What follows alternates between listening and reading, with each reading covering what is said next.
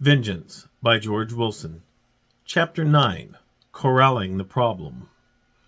I was running out of options. I tried guarding their houses, and it failed. I tried locking up the most likely suspect, and it failed. I had spent the morning working on another idea that had to keep these women safe. After all, people dying on my watch not only bothered me, but people were starting to put unnecessary pressure on me to solve the case. I was already working to solve it, so there was no need for anyone to ask me to work harder.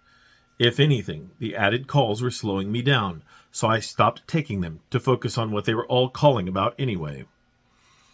I put my next idea into motion that morning after I had returned from the Graham house with a few phone calls to some key people, until I finished it off by contacting every person listed on that address page, left alive, to come into the station, so I could explain what came next. They each knew there were other women involved, but this would be the first time they were all in the same room together, which I thought should be interesting. I had let people at the station know about the meeting, and to stand by with pots of water in case any catfights broke out. I'm not known for my wit, so if you didn't think that was funny, it can also be said that no one laughed that morning either. Could have been the atmosphere, though. I had commandeered our executive-style meeting room with wooden-paneled walls, a large oval table surrounded by 12 very comfortable chairs, some very nice Berber carpet that somewhat matched the color of the wood panels, and space at the front for a speaker with a screen and projector hanging down from the ceiling for presentations. The only doors into the room were at the front, and of course they were large double doors to make the room feel extra nice for important visitors, should we ever get any. Since the room was in the middle of the building, though, it had no windows, and was completely enclosed and shut off from the rest of the world once the doors were closed. The doors had windows into the rest of the station, but that was it.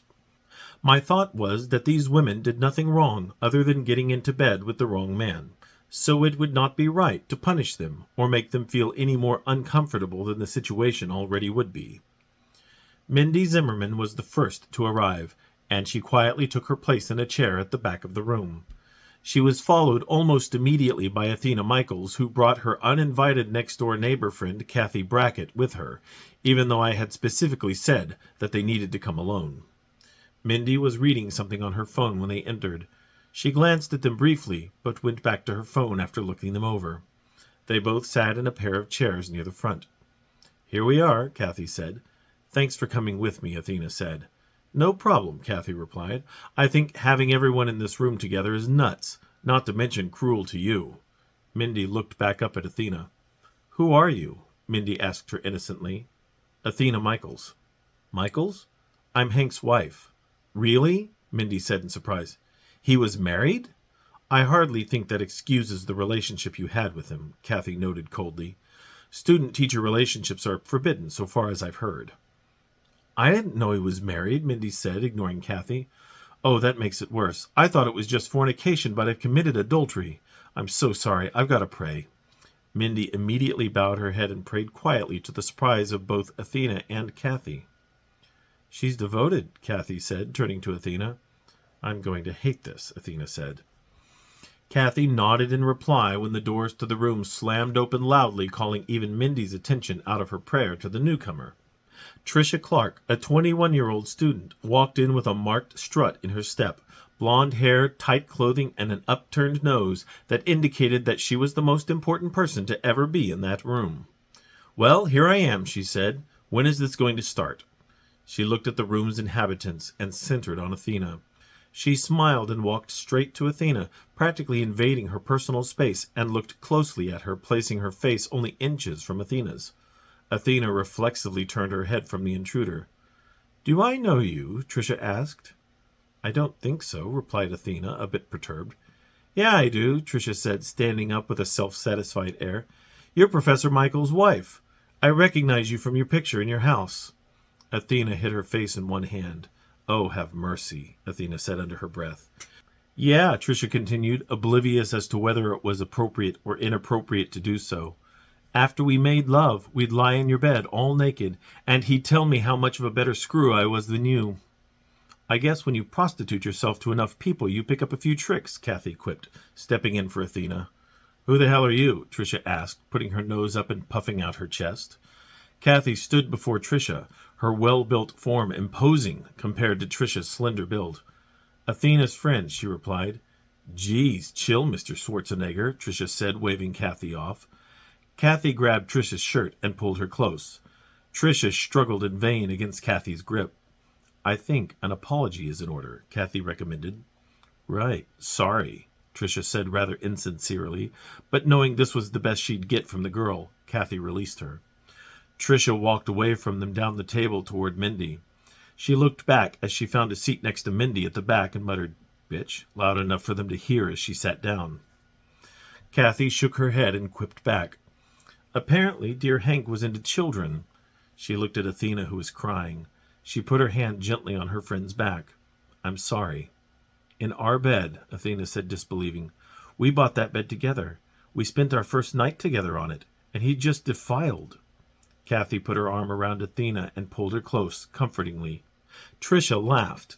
"Oh, look, she cries. What a sweet little baby." "Why don't you just stop?" Mindy said to Tricia. "Why don't you get laid again, God girl?" Tricia snapped back. "I'm so glad I don't hang out with you anymore," Mindy muttered. Tricia put a finger up dramatically to correct Mindy's grievous error in speaking. "We excluded you when you wouldn't do what you were told anymore. True Delta Phi Kappa sisters do what they're told." "I don't consider theft and drunken displays of nudity and debauchery to be conducive to a productive learning environment," Mindy said. "What?" Tricia scoffed at her and shook her head. "God girl, I don't even know what you just said." "Doesn't surprise me," Mindy muttered. "Please don't talk to me." Mindy got up and walked around the table to sit closer to Athena and Kathy. Athena glanced at Mindy, who said, "I'm really sorry," as she sat back down. "I'm not," Tricia called out and crossed her arms. "I was afraid that as the women arrived, these confrontations might get worse, so I decided to go ahead and head into the room." "I can't do this," Athena said, and she got up and started for the door, only to meet me halfway.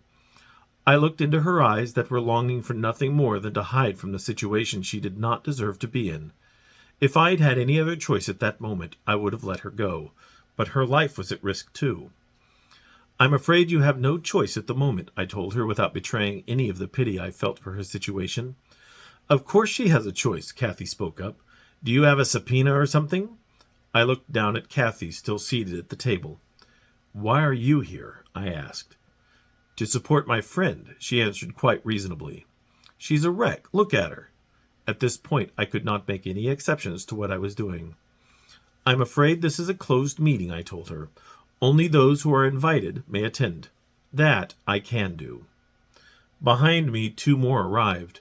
One was Ashley Carter, whose eyes were bloodshot from spending most of her morning in tears over the news of Harriet's death the previous evening.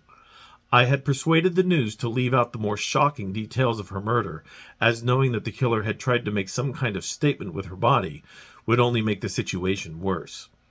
Ashley's manner of dress was just jeans and a t-shirt, one that she wouldn't mind getting snot on by the looks of it. The other was Laura Taylor, a cute blue-eyed brunette with a model-worthy body but a gaze of ice. Her expression screamed intelligence and self-confidence as she scanned the room, immediately bored with the company she was about to keep. She was dressed very sensibly in loose-fitting slacks and a blouse that revealed nothing. They both gave Athena only a cursory glance as they walked past to find a seat around the table. "How many are there?" Athena asked me, hardly able to contain her surprise. "One more," I said before turning back to Kathy, who had not yet left. "I'm afraid it's time for you to go." "Please don't make her leave," Athena begged, holding her friend's arm. "I'm sorry, Mrs. Michaels, but that's procedure," I explained. "Good day, Mrs. Brackett." I walked to the head of the room to look over the attendees, and caught myself again tapping my fingers against my lips. Athena released Kathy, who stood to go. "I'll be right outside," Kathy assured her. "Okay," Athena said, giving her a hug. "Thanks for being here." "Any time." Kathy left, and Athena turned back to the group, who just stared at her. Uncomfortably, Athena sat in her chair and sank into it, trying to detach from everyone else. "So who are you?" Tricia called across the table to Laura. Laura turned her head with a roll of her eyes to look at the fool who dared address her. "Laura Taylor, med student. The university only does pre-med, so I was going to transfer out in a couple years for my postgraduate work. Does anyone know why we're here? We'll discuss that when everyone is here, I told her. To that point, I had told Athena what was going on, but I had only told everyone else to come to the station without divulging a lot of details. Seeing the people in the room, however, it appeared that others had easily worked out what they all had in common. Unfortunately, Tricia was one of those people, and didn't mind sharing it. Apparently, we all screwed Professor Michaels at some point, Tricia announced, which got a reaction from everyone who had not worked it out. Laura just stared at her incredulously. She chuckled, disbelieving. "Oh my God," she said. "Are you kidding?" "Did you?" Mindy asked quietly. "No," Laura replied. "He tried. I gotta give the man some credit, but no, I never jumped into bed with him, or even his private office."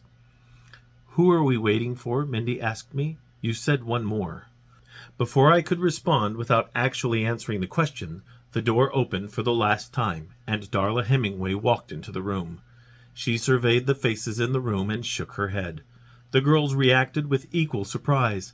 I could see from her expression that she quickly worked out the purpose of my invitation. "Oh, you have got to be kidding me," Darla declared. "Professor Hemingway?" Ashley said. "I knew he was boffing some students, but I had no idea who," Darla commented. "We were getting shared with Professor Hemingway," Tricia laughed. "Careful how you use we," Laura warned. "Apparently so, Miss Clark," Darla acknowledged. "And I would encourage you to remember that I still control your grade in sociology." Tricia stopped laughing. Darla looked down at Athena, still sunk into her chair. "So we finally meet," Darla said to her calmly. Athena looked at her curiously. "The reason he wouldn't marry me. He said you keep a clean house. A shame you couldn't keep him clean." Darla walked on to the next seat along the right side of the table past Athena. Athena's gaze followed her, not knowing how to respond to that. I just watched everything with detachment as I continued to tap my fingers against my mouth, which I should stop doing. "As you may know by now," I said, formally beginning the meeting, "Harriet Graham was killed last night by the assailant who has been plaguing us for the past several days. As Mrs. Michaels was incarcerated, she has been absolved of the guilt of these crimes." "You know, I was talking to her right before it happened," Ashley stammered, interrupting me. "You know when they said it was? 10:30. I hung up the phone at 10:30. The guy must have been in the room when I was trying to scare her. I had Chris over and didn't want to talk right then." Ashley broke down crying as she had been all day. Mindy moved her chair slightly to hold and comfort her. "Hey, Ashley," Mindy said softly. "How could you know? How could anyone know?"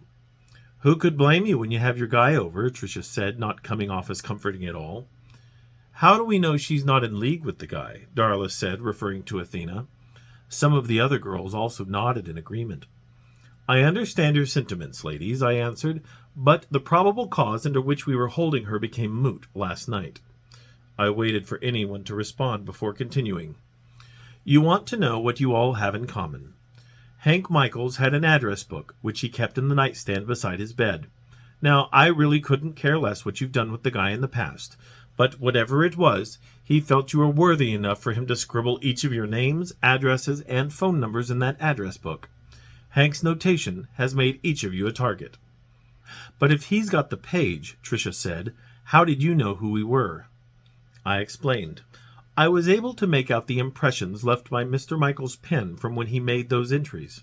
The killer and I have the same list, and it contains all of your names, with the exception of Mrs. Michael's." "So what's this guy look like?" Laura asked. "She wore a mask," Athena said absent-mindedly. "A mask?" Mindy asked. "She," Laura followed up. I sighed.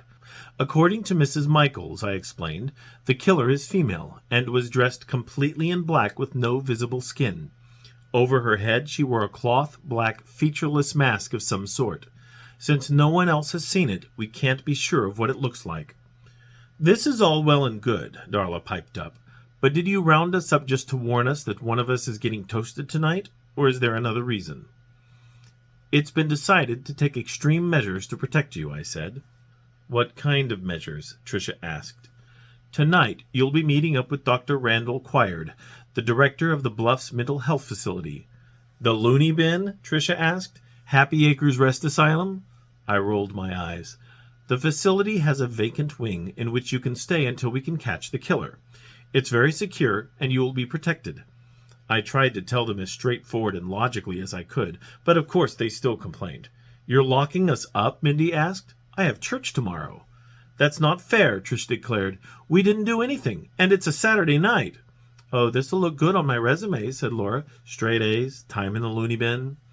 "How do we know no one else here did it?" Ashley asked, making the most logical observation. After all, I had learned that Hank had wronged nearly everyone in this room to the extent that any of them might have wanted to kill him. While his goal was always charming the pants off the next girl, Hank managed to hurt them in several other ways. For example, Laura's note about her straight A's was not entirely true, as she had received 1 C in her entire term at school. That C came from Hank Michael's psychology class, and at the present time she was in the process of contesting it with the administration, but unsuccessfully. After her semester with him, she had gone to him with her grade and waved it in front of his face in anger. "A C?" she had yelled. "You're giving me a C? This is ludicrous." "You just didn't make the cut," Hank told her, his arms folded as he sat in his chair with a devil-may-care expression on his face. "Is this because I wouldn't sleep with you?" she accused. "Well, the grade can still be changed," he had offered while leaning towards her. "I don't think so," she told him before leaving the room, losing the A, but keeping her dignity. She always planned to take the class somewhere else to bring the grade to an A, in case the administration sided with Michaels, but she had never really forgiven her professor for cheating her out of her perfect score. Mindy was a different and more serious story altogether. Before she had found Jesus, she was very outgoing and free with her body, giving it out to anyone, including Hank. In fact, his time with her was proportionately longer than most of the others, and used her for threesomes when he could talk others into it, based on what I'd heard. Unfortunately, she also came up with a surprise for him one month. "You told me you were on the pill," Hank had screamed at her. "Hey, dude, stuff happens," she told him in a whatever tone. "You deal with it." "How do you know it's mine?" he said, thinking she'd been with someone else in the interim, but she was certain on this count. Apparently, he had kept her busy enough that she didn't go to anyone else during this time period. "Oh, I'm sure a paternity test will clear that right up," she told him with a sneer. "You know, when the little bundle comes bouncing along." "I don't think so," he said, and grabbed her by the arm, dragging her out of his office. "Where are we going?" she asked, a little fear coming into her voice. "Abortion clinic," he declared. "I'm not dealing with children. Not from my wife, not from you, not from anyone. Ever." He had driven her directly to the clinic himself and paid for the abortion. Mindy regretted that decision immediately and credited that situation to be her turning point. From what she had told me, she had not been with anyone else after that. Of course, Hank Michaels was completely done with her. However, when asked about that situation with him, she cannot disguise the disgust she had for Hank regardless of its outcome in her life. Trish's time with Hank came to an abrupt end when they had found themselves post-coital in a park. They liked to meet up in random locations just to see how much they could get away with, but in this last situation, it backfired. They were off the beaten path behind some bushes next to a walking trail where they knew from experience that few people ever came by, and even when someone did, they rarely went looking in the bushes for anyone. It was generally very safe, so on this particular day, when they were wrapping things up, so to speak, she was laying on the ground simply enjoying his presence before they left. "Always a pleasure," Hank breathed as he rested on top of her. "So, am I up to an A+ yet?" she asked with a smile. He smiled back. "Nearly." The sounds of shuffling feet near their momentary hiding place caught Hank's attention. Tricia didn't recognize the voices, but Hank was all of a sudden in a hurry to leave. He threw on his pants, grabbed the rest of the clothes, and ran. Then Tricia made a horrifying realization. She jumped up. "Hey, you took my clothes!" She watched powerlessly as Hank ran through the trees to the parking lot just on the other side, jumped into his car, and sped away, leaving her naked, hiding behind the bushes in this public park. She knelt down and covered her bare chest, but everything else was exposed as well. She looked around in fear, not of being seen, but of what happens to girls who might end up isolated and naked. She was fortunate in that the people passing by were another professor and his wife, who were more than willing to help her get dressed. She was mostly truthful with them by telling them that her boyfriend left her out here like this, but she would not tell them his name. They had pressed, but she just acted like she didn't want him to get into trouble, where in fact she knew she would have been in just as much trouble if she had revealed the truth then. Like the others, she had never forgiven Hank for that act of selfishness. "With all due respect, ladies," Athena said, bringing them all back to the present, "you wouldn't be here if you hadn't slept with my husband." "And you wouldn't be here if you hadn't married him," Darla returned. "See how that works?" An awkward moment of silence followed, while everyone just stared at Darla. "What?" Athena finally responded. "I don't think that made sense to anyone," Tricia said, echoing the thoughts of most everyone in the room. "I can't believe he put me in his address book," Laura said, changing the subject. "I didn't ask for that." "You know," Mindy began, "they used to kill people for adultery. It was like the same as murder." "Sure, 2,000 years ago," Tricia said. "It's not a crime anymore." "We're all still suspects, aren't we, Detective?" Darla asked. "I was flattered they noticed I was still in the room." I shrugged. "Sure, why not? If any of you runs before we meet over there, consider yourself guilty." Darla scoffed, saying, "You can't do that." "And we have no choice in the matter?" Tricia asked. "Is that legal?" Ashley said doubtfully. "I've got the support I need to take care of this," I assured them all. "I prefer to look after my own good, thank you," Tricia said. "He just won't tell us we're all suspects to our faces, that's all," Darla said. "I thought he just did," Ashley said.